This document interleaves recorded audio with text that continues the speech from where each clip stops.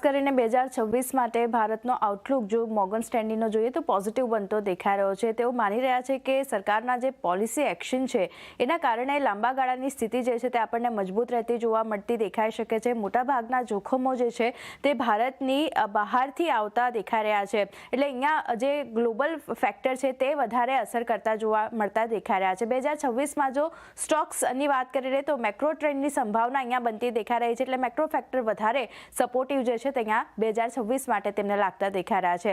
હવે ખાસ કરીને સેન્સેક્સની જો વાત કરીએ તો તેમના આઉટલુક મોર્ગન સ્ટેન્લીનો કેવો બનતો દેખાઈ રહ્યો છે, તો તેઓ કહી રહ્યા છે કે બેઝ જે છે તે 95,000નો આપણને સેન્સેક્સનો બનતો જોવા મળી શકે છે। જો માર્કેટમાં તેજી આવે છે તો પછી સેન્સેક્સમાં 1,07,000 સુધીના લેવલ્સ પણ આપણને બનતા જોવા મળી શકે છે, અને મંદી આવે છે તો પછી સેન્સેક્સમાં 76,000 સુધીના લેવલ્સ આપણને જોવા મળતા દેખાઈ શકે છે। તો આ સેન્સેક્સ માટે ખાસ કરીને 2026 માટેનો આઉટલુક મોર્ગન સ્ટેન્લીનો બનતું દેખાઈ રહ્યું છે। સેક્ટર જે તેમને પસંદ પડી રહ્યા છે 2026 માટે કન્ઝ્યુમર ડિસ્ક્રિશનરી, ઇન્ડસ્ટ્રીયલ અને ફાઇનાન્શિયલ સેક્ટર પસંદ પડી રહ્યા છે।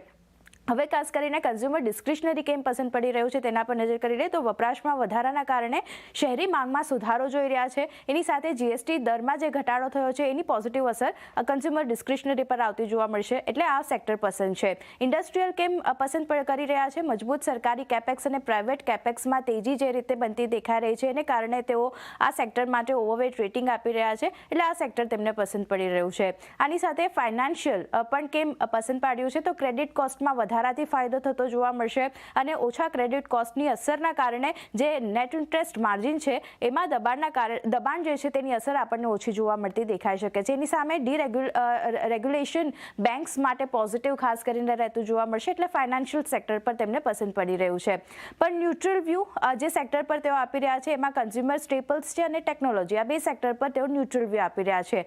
કન્ઝ્યુમર સ્ટેપલ્સ માટે સૌથી પહેલા વાત કરી લઈએ તો તેઓ કહી રહ્યા છે ગ્રામીણ વિકાસ સુધારાના ફંડામેન્ટલ્સ જે રીતે સુધરી રહ્યા છે એમાં સુધારો આપણને આવતો જોવા મળશે, એટલે ન્યુટ્રલ વ્યૂ તેમના આપી રહ્યા છે। સાથે ટેકનોલોજી માટેની જો વાત કરી લઈએ તો તેઓ કહ્યા છે કે યુએસની મંદીથી મોટું જોખમ ખાસ કરીને અહીંયા બનતું દેખાઈ રહ્યું છે। સ્થાનિક ઇકોનોમી જે છે એમાં એક્સપોઝર ઓછું છે, એઆઈના કારણે મલ્ટિપલ પર અસર આપણને જોવા મળી શકે છે, પરંતુ ટૂંકા ગાળે અર્નિંગ્સ પર ખાસ અસર નહીં જોવા મળે તેવું માની રહ્યા છે, એટલે ન્યુટ્રલ વ્યૂ તેઓ ટેકનોલોજી માટે આપી રહ્યા છે।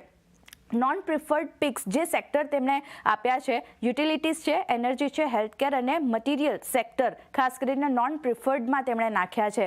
હવે વાત કરી લઈએ કેમ નાખ્યા છે, તો સૌથી પહેલાં યુટિલિટીઝ જો સિક્લિકાલિટીના કારણે અને એના અભાવના કારણે તેઓ અંડરવ્યૂ અહીંયા અંડરપરફોર્મ રેટિંગ જે છે તે એમણે ઓવરઓલ સેક્ટર માટે આપ્યું છે, એટલે તેઓ ખાસ કરીને નોન પ્રિફર્ડ સેક્ટર તરીકે અત્યારે યુટિલિટીઝને જોઈ રહ્યા છે। એનર્જીની વાત કરી લઈએ તો ગ્લોબલ સિક્લિકલના બદલે ડોમેસ્ટિક સિક્લિકલને પ્રાધાન્ય વધારે મળતો દેખાઈ રહ્યો છે, જે એક નેગેટિવ ફેક્ટર છે।